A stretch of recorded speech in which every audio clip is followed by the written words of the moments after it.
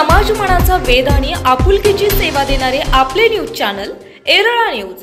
खडाव तालुक्यातील भुरकवडी येथील जागृत देवस्थान निनाई देवीची यात्रा मोठ्या उत्साहात संपन्न झाली। सलग 6 दिवस चाललेल्या यात्रामध्ये विविध कार्यक्रमांचे आयोजन करण्यात आले होते। यामध्ये पहिल्या दिवशी पहाटे देवीची धार्मिक पद्धतीने पूजा अर्चा करण्यात आली। देवीच्या दर्शनासाठी दिवसभरात मंदिरात भाविकांची गर्दी दिसून आली।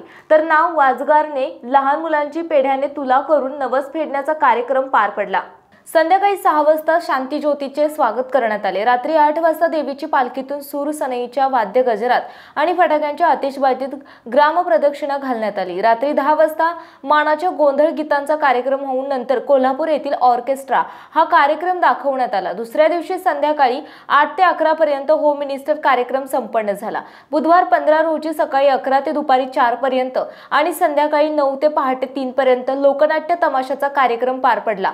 गुरुवार 16 रोजी कोल्हापूर येथील ऑर्केस्ट्रा हा कार्यक्रम दाखवण्यात आला। शुक्रवार 17 रोजी मंदिरातील दैनंदिन कामकाजाबरोबर शनिवार 18 रोजी संध्याकाळी 9 ते रात्री 1 पर्यंत भारुडी भजनाचा रंगतदार कार्यक्रम पार पडला। यात्रेमध्ये खास लहान मुलांसाठी खेळण्यांची दुकाने, छोटे मोठे पाळणे, मेवा मिठाईच्या दुकानाबरोबर इतरही व्यावसायिक स्टॉल उभारले होते। माजी कोकण आयुक्त प्रभाकर देशमुख, खटाव पंचायत समितीचे माजी सभापती संदीप मांडवे, ग्रामविकास मंत्री जयकुमार गोरे यांचे बंधू अंकुश गोरे, खटाव तालुका पत्रकार संघाचे अध्यक्ष धनंजय क्षीरसागर, सचिव नम्रता भोसले, कार्यकारी नगरसेवक तानाजी वायदंडे, युवा उद्योजक भालचंद्र कदम, निवृत्त पोलीस अधिकारी रमेश कदम, मंत्रालय अधिकारी प्रवीण लावंड आदींसह गावोगावचे सरपंच, चेअरमन, विविध संस्थेचे आजी माजी पदाधिकारी अधिकारी यांनी हजेरी लावली। यात्रा काळातील आलेल्या सर्व मान्यवरांचे स्वागत सरपंच ललिता कदम, सोसायटी चेअरमन दिलीप कदम, तंटामुक्ती अध्यक्ष अविनाश कदम, युवा नेते मनोज कदम यांनी केले। यात्रा काळातील सर्व कार्यक्रमांचे सूत्रसंचालन शरदराव कदम यांनी केले, तर आभार उपसरपंच शीतल कदम यांनी मानले।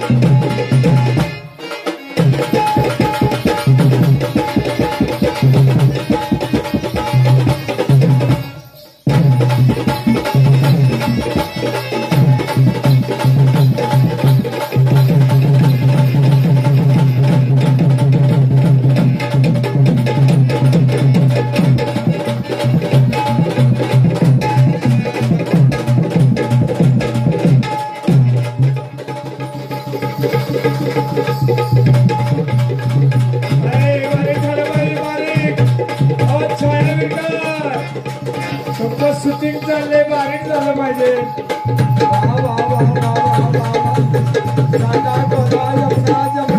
सर्व आपण अगदी अतिशय उत्कृष्टपणे साथ देऊन त्याचा आनंद लुटला, त्याबद्दल सर्व युवकांचे आणि प्रेक्षकांचे मी मनापासून आभार मानतो.